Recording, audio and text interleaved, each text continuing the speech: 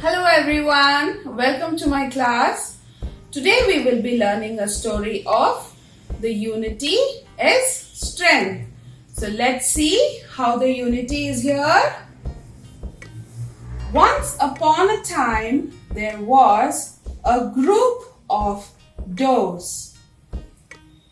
One day the doves were all hungry. The king dove said, "Let us all fly towards the forest."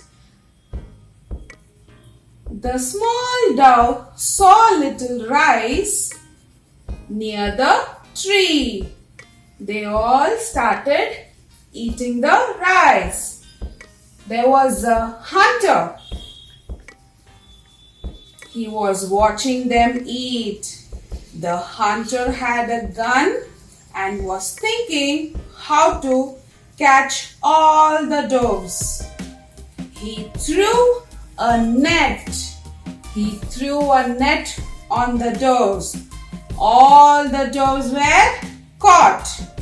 Today is my lucky day. I have caught so many doves. But the king dove was very smart. He softly told the birds to lift the net and start flying all together on the count of 3. The dove lifted the net and flew together quickly.